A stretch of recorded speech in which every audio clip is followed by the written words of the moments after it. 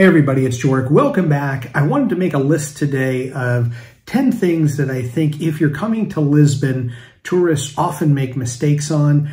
When we've traveled in the past before we moved, we made some of these same mistakes. I just want to make sure that you're ahead of the game and some of these are quick reminders or I know this, but sometimes it helps when a third party reminds you of it. So let's get into some things so that you have a great time here in Lisbon and you don't fall into one of these areas. So first things first, skipping local dining for tourist traps.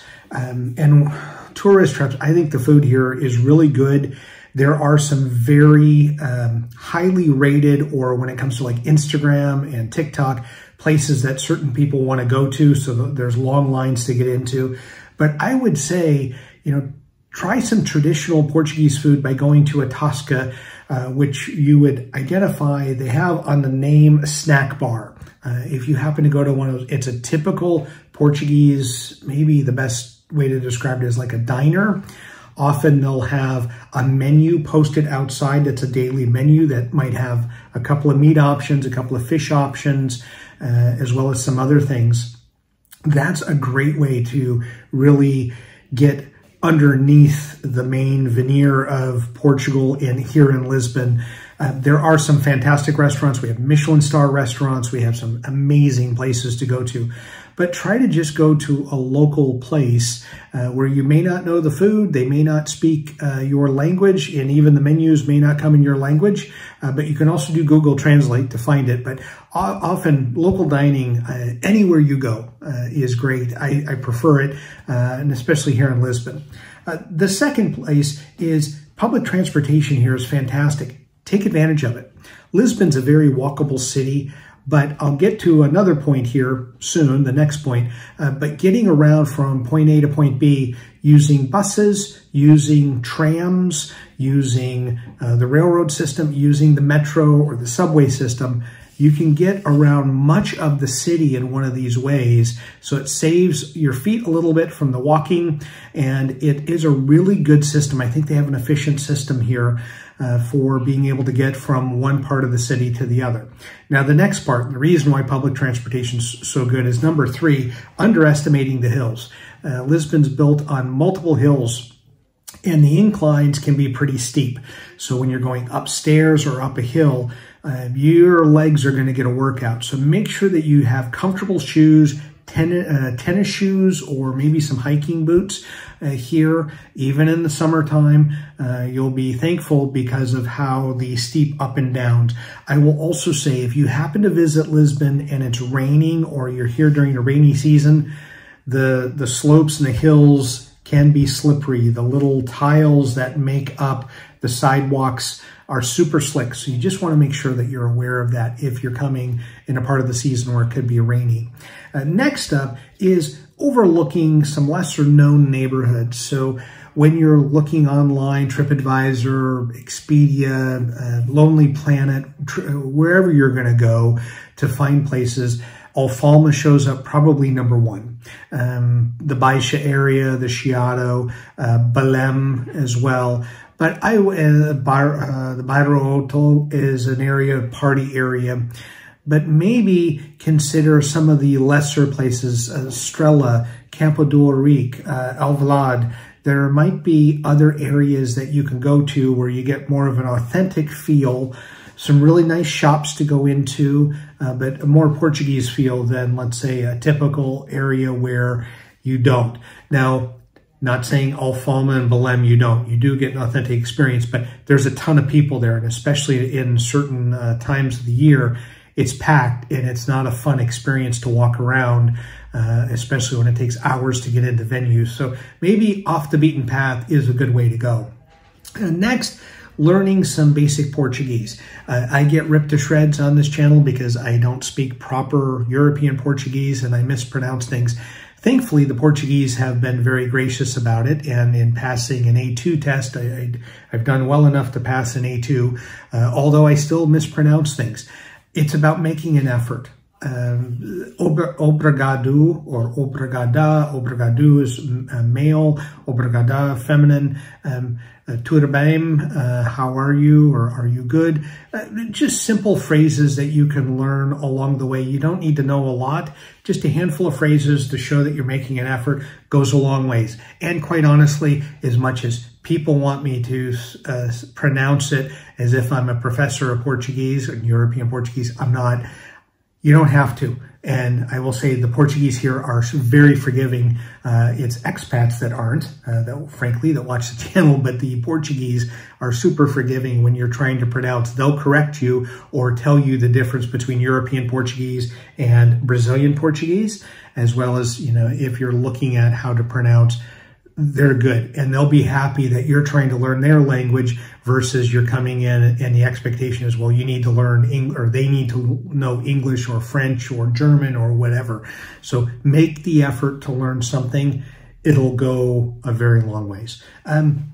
Next up, also kind of failing to respect the local customs and etiquette.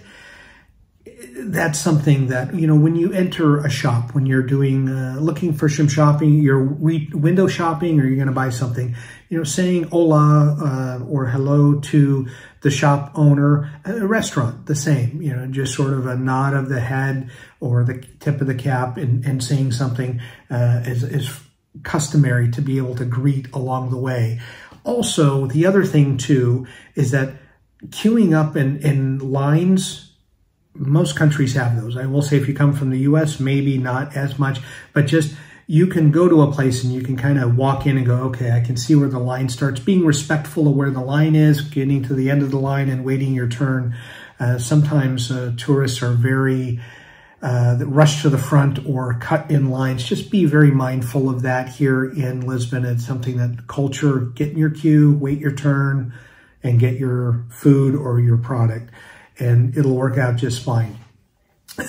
Next, it'd be visiting just during the tourist season, which is like June and July.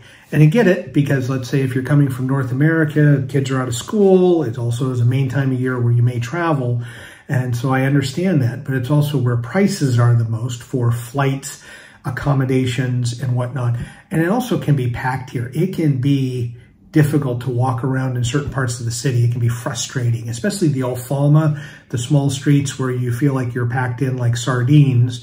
It just isn't necessarily a good experience. If you can come on the shoulder seasons, and I'll say, you know, the March and April through the October, November, that may be a great time to come where you don't have as many people. You still have everything open, but just not as many people bugging you. You can more easily get reservations at a restaurant without having to worry about it. Accommodation prices come down a little bit. Flight prices come down a little bit.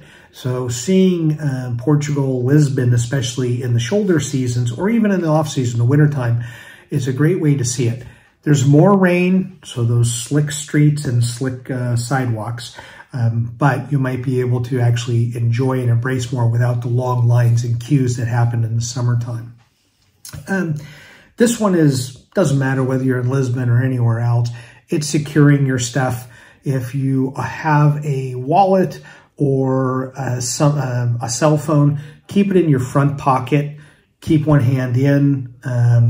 Don't put it in your backpack. People can easily, you hear this all the time. You see this on forums where people get their backpacks rifled through and they don't even realize it. They're walking and someone, you know, is able to take something out. Front pocket, if you have a purse with you or your head like a shoulder bag, carry it cross body so that someone can't rip it off. If they're trying to rip it off, they have to take you with them. Don't put it on just one side because it's easy to take. And if you're sitting someplace, especially outside, Lisbon's a great place to be outside and get a cafe or have some lunch. Make sure that you keep your valuables in your front pocket. Don't put the phone on the table, especially in some high tourist areas. And if you have a purse, keep it on you, keep it in your lap. The backpacks, I get it, you're not going to have the backpack on you, but what I would recommend is one of the loops of the backpack on the back, maybe put it around your leg and lift up one of the legs of the chairs and put another backpack loop there. So that way the backpack's in front of you. And if someone were to try to walk and take it, they have to pull the leg out of the chair and they have to pull your leg away in order to take it. That's something that would be anywhere in the world. That's a tip. But often when you're on, holiday, you're on a vacation, you forget about that stuff. So it's just a quick reminder for you. And then lastly, and this is very important here in Portugal, here in Lisbon, checking opening hours, hours of operation, hours when they close. I'm going to say this, if they have a phone number, call them. If you really want to go to a restaurant or you want to go shopping at a particular place, call them. Hopefully they speak your language or something. Try to get the hours, because even though the hours say 10 to 6, that may not be the case on Google, because on Instagram or TikTok or somewhere else, they have different hours posted. We found often, and places around us that we go to have different hours, or they've changed their hours and they don't post the new updated hours. Call if they have a phone number, because that way you won't get disappointed going all the way across town and they're not open. Often, I will say this too, if a place is supposed to be open at 9 a.m., don't expect it to be open at 9. Any time before 9:30 would be appropriate. Also, if a place is going to close at, let's say, 6 p.m., so 1800, it may be closed earlier. It may be open later. It's not always tried and true that things are going to be open and closed at a certain time. And then also here in Portugal, and it's more European, especially Portugal and Spain, the afternoon hours can change. Often places are closed from 3 to 7, restaurants. Not so much the Toscas and snack bars that I talked at the top of the show, but higher end restaurants or other places will close from, let's say, 3 p.m. and reopen at 7. So just be aware, if you're looking to get a bite to eat at 5 p.m., may not be able to do it at these restaurants. So understand those hours. Most shops are open throughout the day, especially in tourist areas. You may find as you go off the beaten path, you get into some other neighborhoods, Campo do Rico, Alvalade, etc. You may find places that close for lunch, 12 to 1, 1 to 2, 1:30 to 2:30, 2 to 3. In those hours, they may just put a sign up going, we'll be back. That's expected. But just understand that you know that the hours posted aren't always, don't take Google's word for it. Contact them, email or call, just to make sure, so that as you're going through Lisbon and you're seeing the city, you're not going to be disappointed. But I wanted to give you these. I think it's a good top 10 list to think about. If you have people coming, please share this with them so they have an understanding. And as always, enjoy your travels and have a great day.